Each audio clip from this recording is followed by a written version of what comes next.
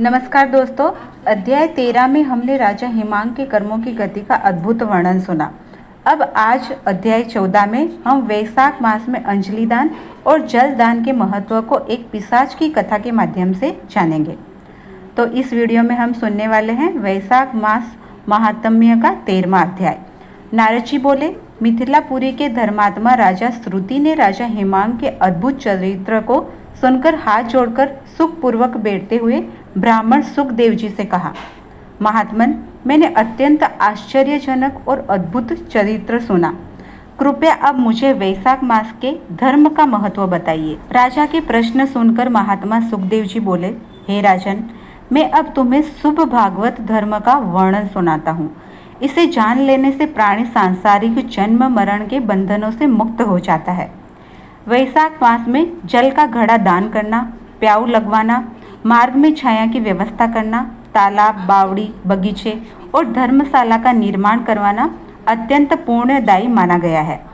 सूर्योदय से पहले स्नान करना, भगवान मधुसूदन का सुगंधित और कोमल पुष्पों से पूजन करना, कथा सुनना, मार्ग से थके हुए यात्रियों की सेवा करना, उन्हें हवा करना, छाता, पंखा, तेल, शहद, कपूर, कस्तूरी, चंदन आदि सुगंधित वस्तुओं का दान करना श्रेष्ठ माना गया है।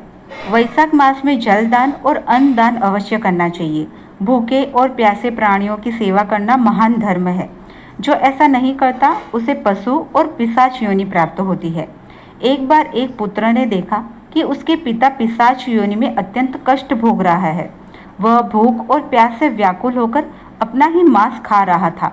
उसका गला सूखा जा रहा था और अत्यंत पीड़ा में वह वृक्ष की जड़ में पड़ा था। पुत्र ने दया से भरकर पूछा, आप कौन हैं? मैं आपको इस कष्ट से मुक्त करूंगा। तब उस पिशाच ने कहा, मैं तुम्हारा पिता हूँ। अन्नदान और जलदान न करने के कारण मुझे यह योनि प्राप्त हुई है। यदि तुम वैशाख मास में प्रातः काल स्नान करके भगवान विष्णु की पूजा करो और श्रद्धा से जल अर्पण कर मेरा तर्पण करो तो मुझे मुक्ति मिल जाएगी। पिता की यह दशा देखकर पुत्र अत्यंत दुखी हुआ। उसने प्रण किया कि वैशाख मास में स्नान, दान और विष्णु पूजन अवश्य करेगा।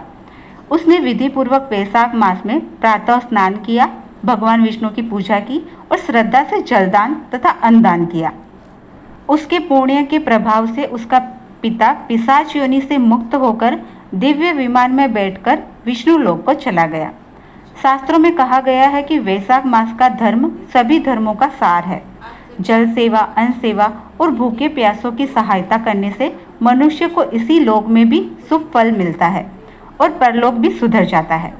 इसके बाद राजा ने आगे प्रश्न किया। तब एक प्राचीन इतिहास सुनाया गया। एक समय दक्ष प्रजापति की सभा में महादेव जी उपस्थित थे। दक्ष प्रजापति वहां आए, परंतु भगवान शिव अपने स्थान से नहीं उठे क्योंकि वे समभाव में स्थिर थे। इस बात से क्रोधित होकर दक्ष ने भगवान शिव की निंदा करनी शुरू कर दी।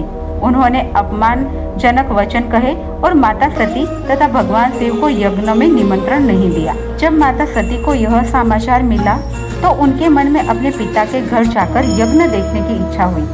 भगवान शिव ने उनको बहुत समझाया, हे प्रिय, वहाँ मेरा अपमान होता है, इसलिए तुम्हारा वहाँ जाना उचित नहीं है।